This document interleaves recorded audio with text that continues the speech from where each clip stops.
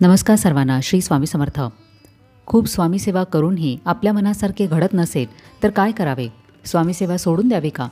याविषयीच आजच्या व्हिडिओमध्ये बघणार आहोत, त्यामुळे व्हिडिओ शेवटपर्यंत नक्की बघा. आपल्या सर्वांच्या जीवनामध्ये अनेक अडचणी येतात, समस्या येतात, अनेक मोठे प्रश्न उभे राहतात, मार्ग सापडत नाही. अशा वेळेला वाटू लागते की आपल्याच आयुष्यामध्ये या समस्या का आहेत? आपण इतरांकडे बघतो आणि विचार करतो की हा किती खुश आहे, मी स्वामींची एवढी सेवा करूनही माझेच वाईट का? आणि आपण स्वतःचे टेन्शन वाढवत बसतो. एखादे काम मनासारखे होत नाही, देवाला नवस करूनही देव पावत नाही, मर्जीप्रमाणे काम झाले नाही, मग स्वामींची सेवा कशाला करू? असे विचार मनामध्ये येऊ लागतात. मनासारखे काहीच काम होत नसल्यामुळे आपण चिंता करू लागतो. डिप्रेशन, ताणतणाव आणखीन वाढू लागतो.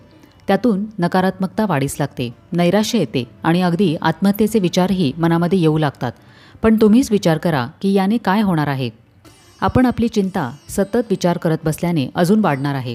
त्यापेक्षा त्या कमी कशा होतील याचा विचार करावा. आणि याचा एकच उपाय आहे, तो म्हणजे श्री स्वामी समर्थ महाराजांना संपूर्णपणे शरण जाणे आणि आपला सर्व भार त्यांच्यावर सोपवणे.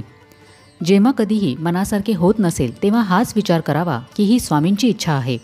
स्वामी यामध्ये विलंब करत आहेत, उशीर करत आहेत, म्हणजे हे माझ्यासाठीच चांगले आहे. आपल्याला जे हवे असते तेच आपल्याला योग्य वाटते आणि आपण त्याचीच अपेक्षा ठेवून बसतो. आणि मग मनाप्रमाणे नाही झाले की देवाला, स्वामींना दोष देत बसतो. काही जण तर स्वामींची सेवा पण सोडून देतात. पण आपण इथे विसरतो की स्वामींचे त्यांच्या भक्तावर संपूर्ण लक्ष असते. न सोडी कदा स्वामी ज्या घेई हाती, हे आपण कधीच विसरू नये. आपण स्वामींचे भक्त आहोत, आपण चिंतेत आहोत, निराश आहोत, रडत आहोत, हे बघून स्वामींना चांगले वाटत असेल का? याचा तुम्हीच विचार करा. आपल्यासाठी जे योग्य आहे ते स्वामींना आपल्याला द्यायचे असते.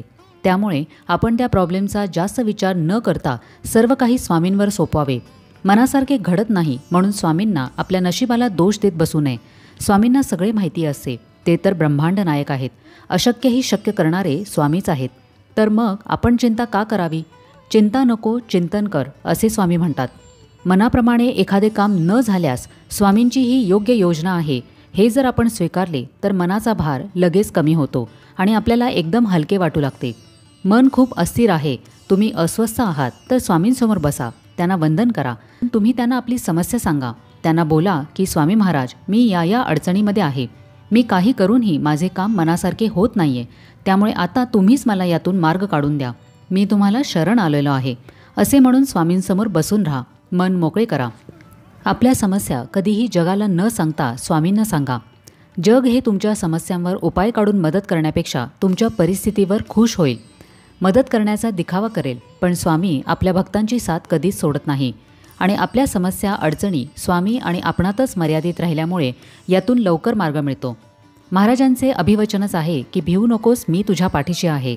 आपलं मन जेव्हा अस्वस्थ असते तेव्हा शांत बसून राहावे, स्वामींना आठवावे, त्यांचे नामस्मरण करावे. शक्य असेल तर स्वामींसमोर बसावे. स्वामींना आपल्या या अस्वस्थतेचे कारण माहिती असते, त्यांना आपल्याला काही गोष्टी शिकवायच्या असतात.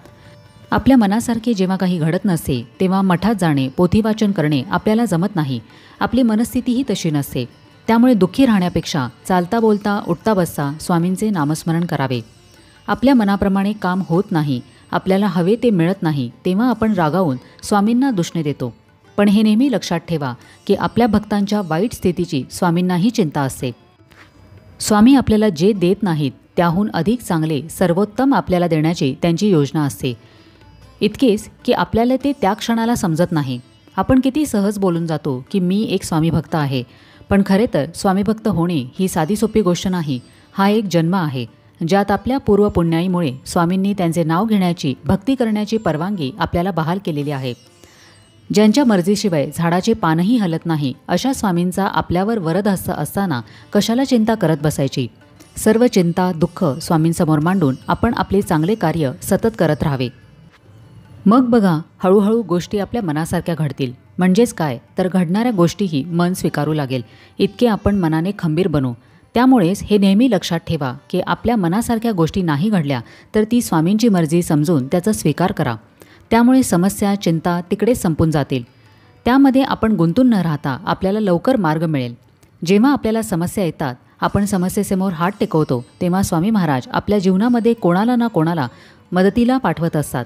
आणि आधार देत सांगत असतात की बाळा घाबरू नकोस, या जगामध्ये अशक्य असे काहीच नसते. प्रत्येक समस्येला समाधान आहे, प्रयत्न कर, यश मिळेलच. कधीकधी मनासारखे होण्यासाठी वेळ लागतो, पण स्वामी कृपेने उशिरा का होईना सर्व काही मिळतेच. या जगामध्ये स्वामींपेक्षा दुसरा विश्वासू सोबती कोणीच नाही.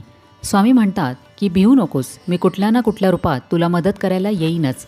तेव्हा डर मत, तू मेरा बंदा है, हम गया नहीं जिंदा है, याची प्रचिती येतेच.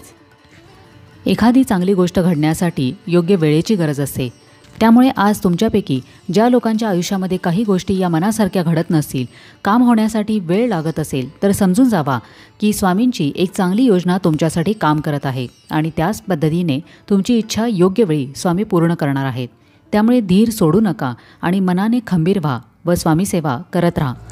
तर कसा वाटला आजचा व्हिडिओ हे मला कमेंट करून नक्की सांगा. आपण भेटूया आता पुढच्या व्हिडिओमध्ये. तोपर्यंत सगळ्यांना श्री स्वामी समर्थ.